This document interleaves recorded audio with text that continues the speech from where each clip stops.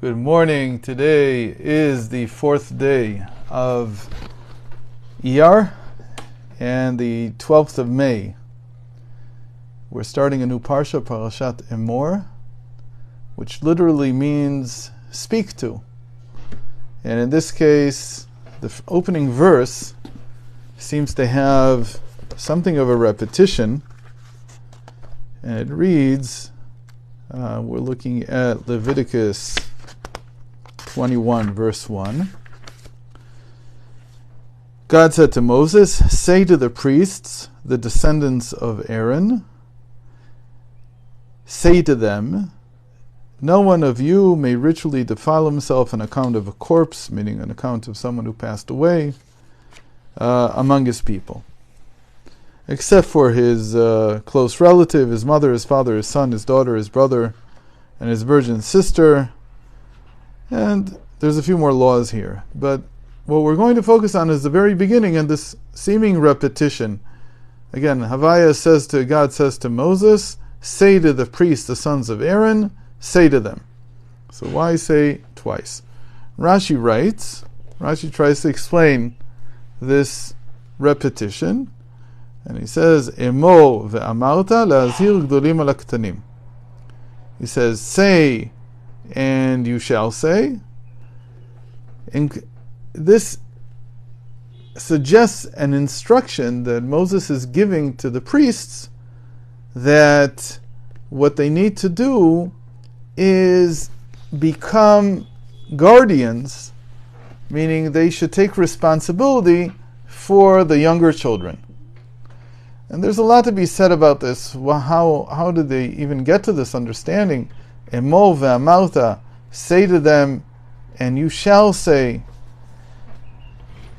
But for now, let's leave it with Rashi's explanation, which he quotes from one of the Midrashim. And what we want to see is, what exactly does it mean to warn or make the elders responsible for the minors?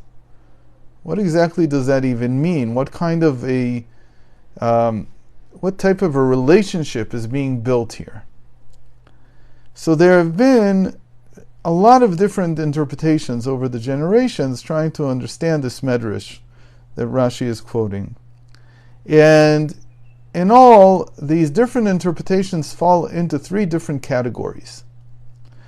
The first category is that the reason he calls them the elders and the minors, or the elder priests and the younger priests, is because he's trying to say, what the Torah is trying to teach us is that in order to have an influence on younger people, to have an influence at all as an educator, you need to be able to see yourself as a minor.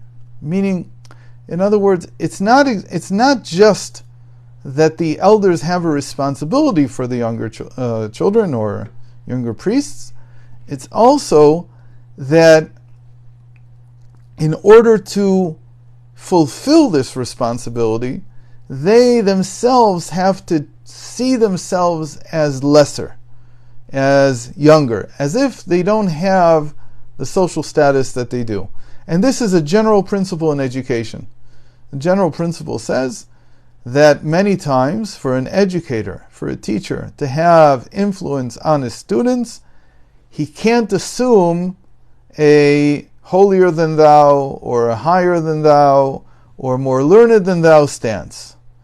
And so instead, it has to be sort of what we see in the tractate of Avot, that one of the measures by which the Torah is attained is by a person who hates being a rabbi.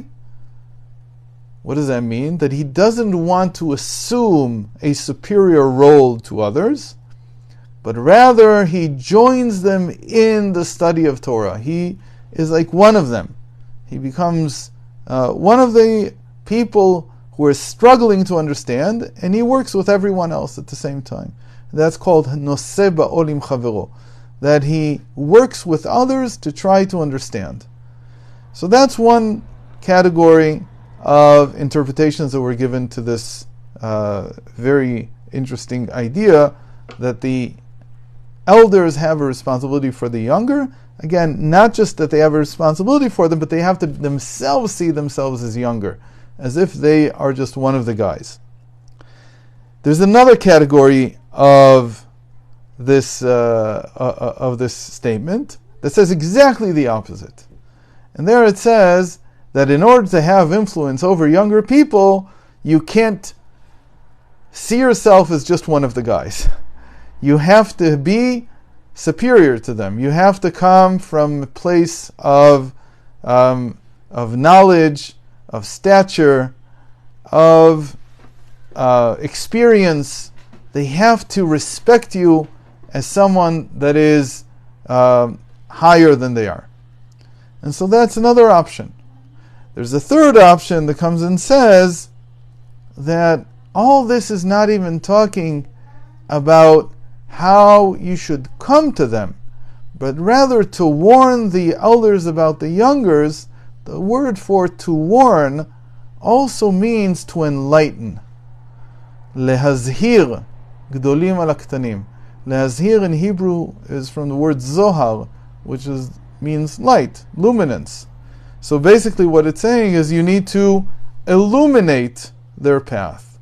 That's really what it means to educate, to take responsibility for someone. It's not about instructing them in the usual sense. It's not about telling them this is right or that is wrong. Rather, it's all about enlightening them, giving them more and more light into themselves, whether sometimes this light means to teach them how to see things in a positive light, how to see things the right way, and so on. Not so much to instruct them, not so much to force them, to discipline them, and so on, but rather to give them more light. If we think about this, then these three categories of explanation, again, there's many different commentaries who each gave a different variation of one of these three. These three categories, they correspond to what we call submission, separation, and sweetening. And we'll leave that for another time to go more in depth into it. But there's a whole new area that's opened up by Hasidic thought, which comes and says these three categories of explanation can also be applied within the individual, not even when we're talking about elder priests and younger priests and the responsibilities between them. Rather, sometimes what we need to do is to adopt a more limited sense of our responsibility about the world. Sometimes you have to be small-minded. Small-minded means that you look at the world and you say, I don't run the world. The world belongs to God. My influence here is minor to begin with. And so therefore, really what I need to do is to, in a sense, a little bit of mind my own business. Not to take everything to heart.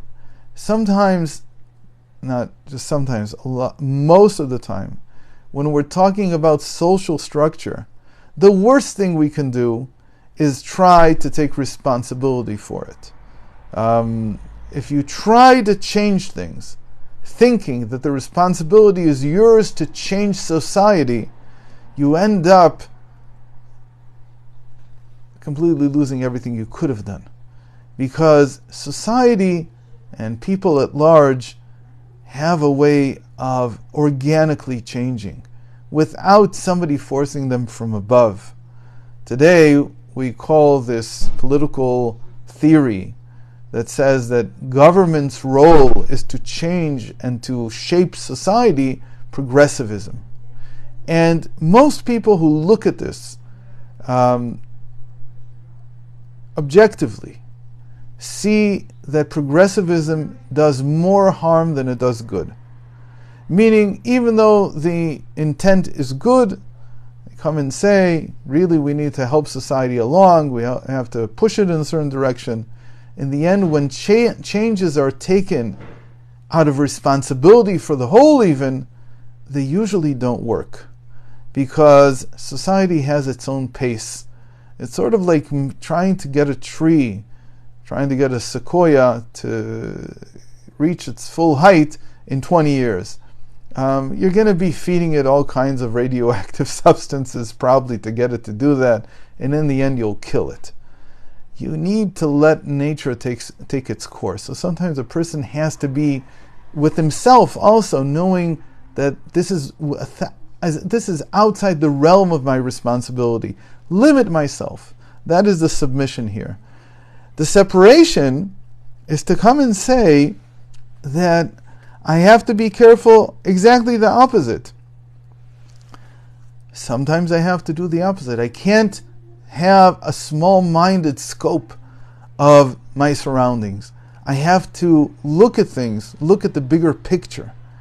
It doesn't mean that I have to take responsibility for the bigger picture, so it's not exactly the opposite thing, but it's saying I need to open my viewfinder. I need to look at a bigger picture of what's going on. That would be the separation, because I'm afraid not to fall into a state of small-mindedness and lock myself into my own troubles, not worried about what's going on around me. The sweetening here is much more interesting.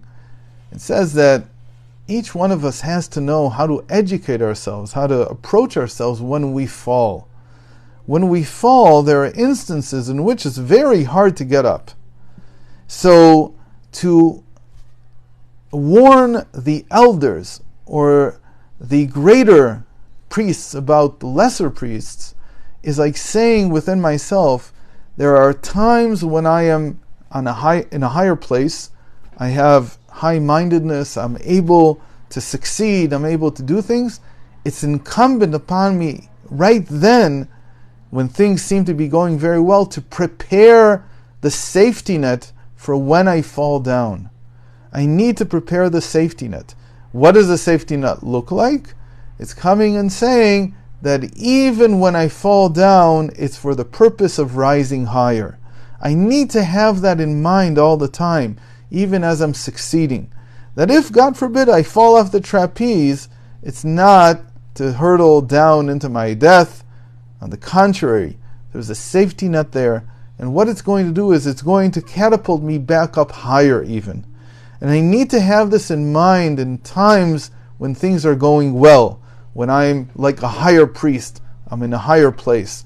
I need to prepare the lower place, the minor place, the place of failure, to be able to know that even when I fall, Shevat Yipol Tzadik V'kam, 7 times the righteous individual falls down and he gets up again.